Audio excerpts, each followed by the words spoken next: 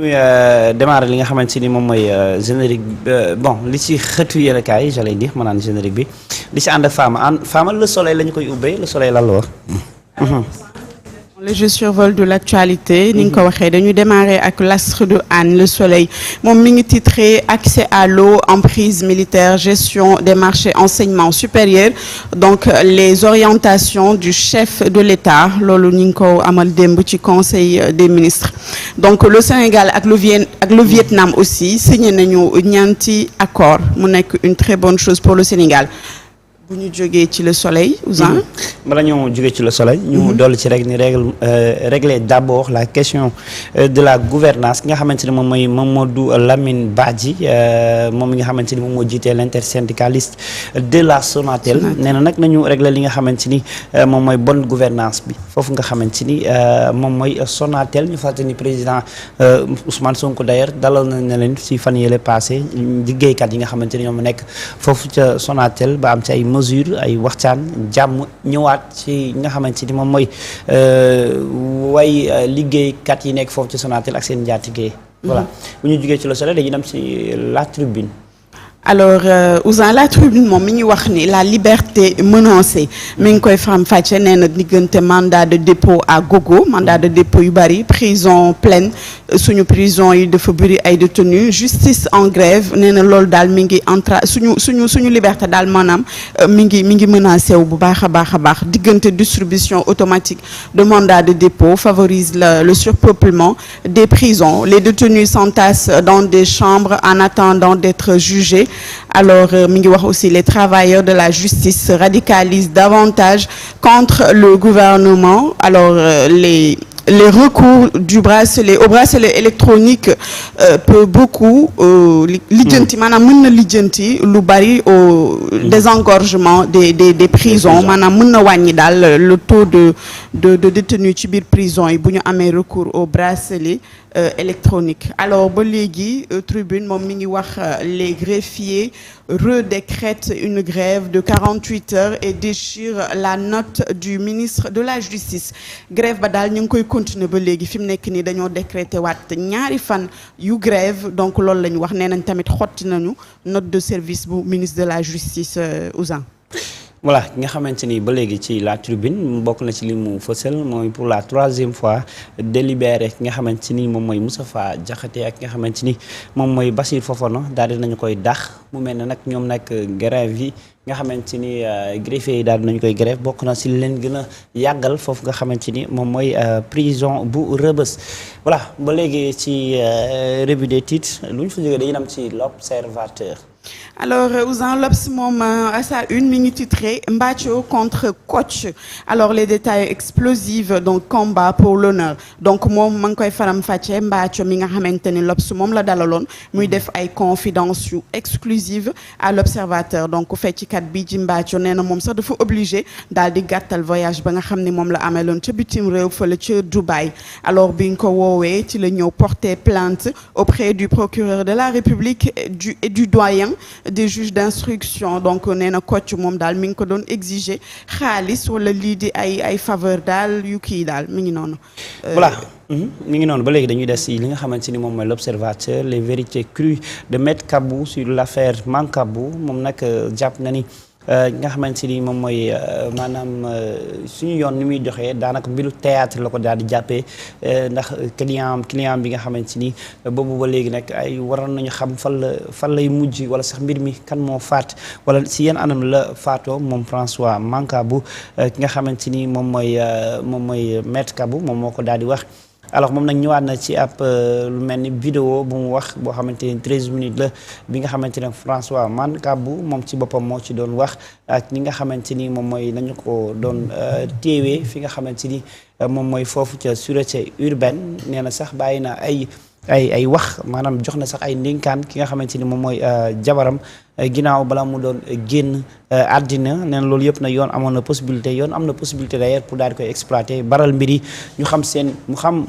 ki nga xamante ni mooy François Mancabou lan moo daal di tax mu ñàkk bakkanam ba léegi ci l'observateur femme la chambre d'accusation décharge de Farba Ngom maanaam fee yi nga xamante ni mooy association de malfaiteurs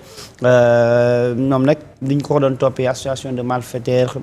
en bande criminelle organisée loolu yëpp daal nañ koy jël daal di koy teg ca mbalit ba leneen li nga xamante ni moo des ci li ñu koy toppee mooy détournement de deniers publics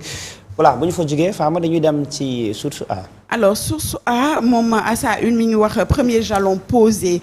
maanaam diplomatie parlementaire entre le Sénégal et le Vietnam pour la construction de ponts solides entre les deux économies wax nañ ko sànq donc le Sénégal ak Vietnam signé nañu ñeenti accord bilatéral entretien avec Birame Khoudia Lo secrétaire général adjoint du PASTEF ñoom mi ngi wax les alliés les clans Birame Souleye Diop alors ñoom daal maanaam dañoo xaw a xaajaloo ci Birame Souleye li nga xamante ni moom wax ji la wax ñoom dañ cee am ay maanaam ay kii yu waroo ay xalaat yu waroo daal donc mi ngi naan Birame Souleye Diop doit avoir d'autres préoccupations que d'inciter les gens à insulter mi ngi noonu à l'image de la coalition jot na il n'avait pas pu résister au clan entraînant la démission de Ousmane Sonko la coalition Diomaye face aujourd'hui à ce même phénomène ñi ngi koy faram-fàcce daal mu mel ni la mu waxoon ba léegi mi ngi nekk une suite logique daal.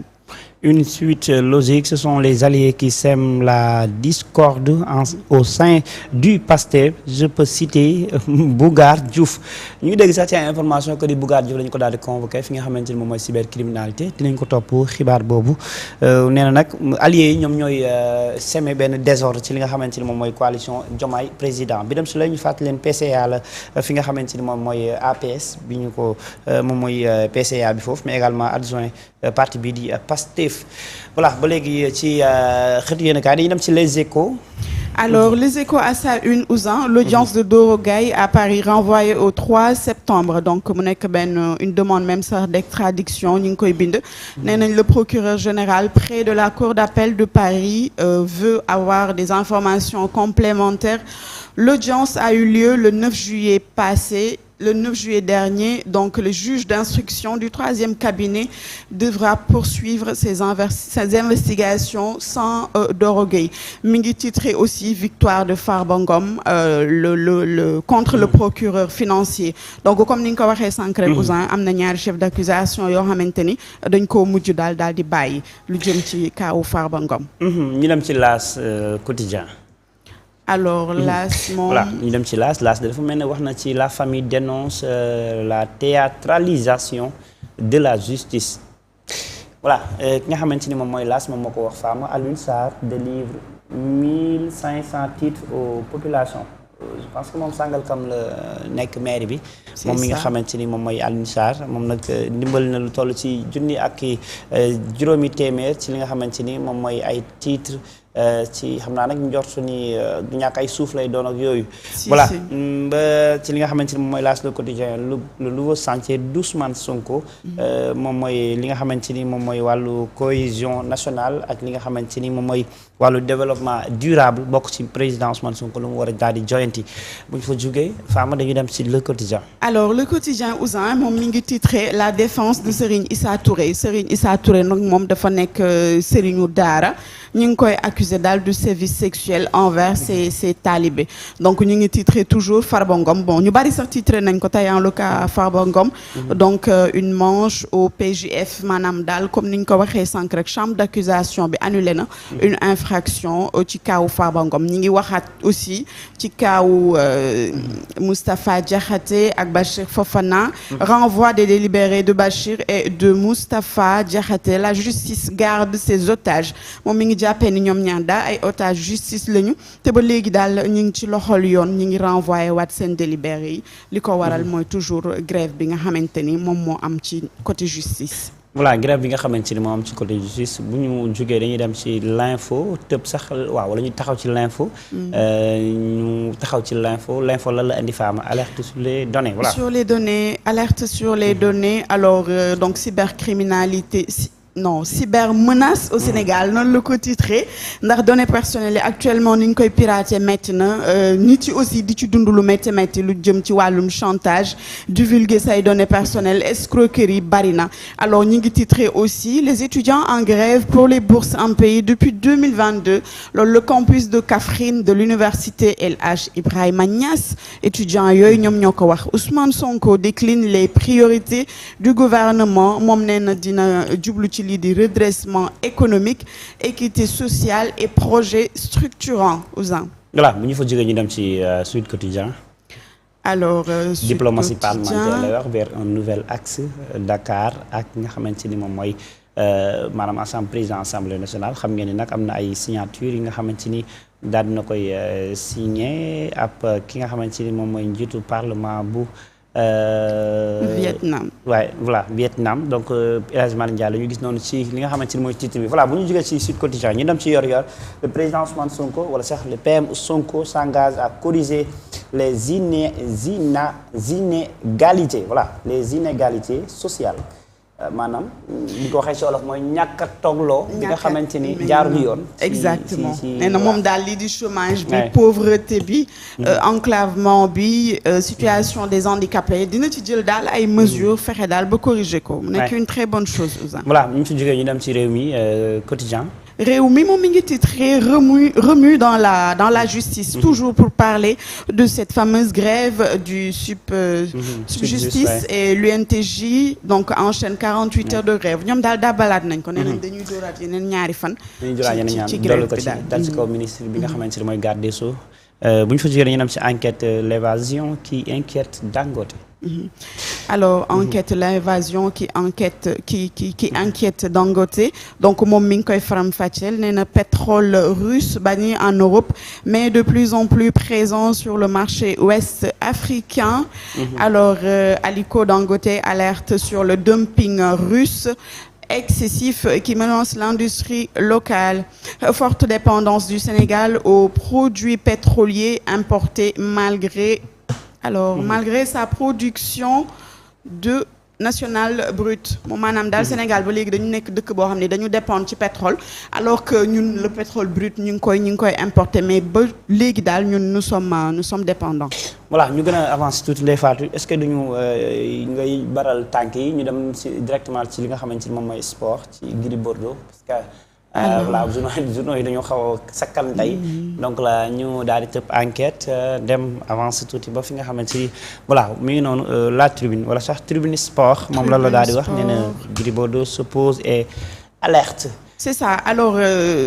Ouzin Gris Bordeaux xam nga le CNG de lutte dañu bëgg évoluer vers une fédération de lutte donc Gris Bordeaux mi ngi opposer un veto donc Gris oppose et alerte moom daal nee na on veut nous faire croire que c'est pour mieux organiser la lutte ce sont des gains de lutteurs qui sont visés moom daal noonu la ko gisee nee na daal nekkul loo xamante ni dafay arranger mbëri en question mais que maanaam ñoom daal lay arranger pour ñu gën a di jël di wàññi daal ñoom ci seen cachet yi nga xamante ni moom la ñu am. Gris Bordeaux daal loolu la wax.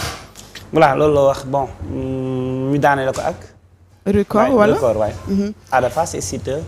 rêve du trône. Rêve du trône c'est ça c'est de bonne guerre nag ils ont le droit donc bii noonu nag trône bi moom kenn ku nekk bëgg nga ko alors que le meilleur gagne loolu rek la ñuy wax donc je n'ai trahi personne ki mi ngi c'est toujours record sama bëti baaxul li nga xamante ni moom mooy record Ada Fass ak Siteu ñoom ña ngay rêvé bëre ki nga xamante ni moom mooy Modou Lo moom la ñuy daaneel li nga xamante ni moom mooy revue des titres yi ñu ànd ci woon ak Fama ñu dem Ndeye Fatou daal di ñëwaat léegi ci plateau bi dem générique ñëw li waxtaan ci li gën a fës ci actualité bi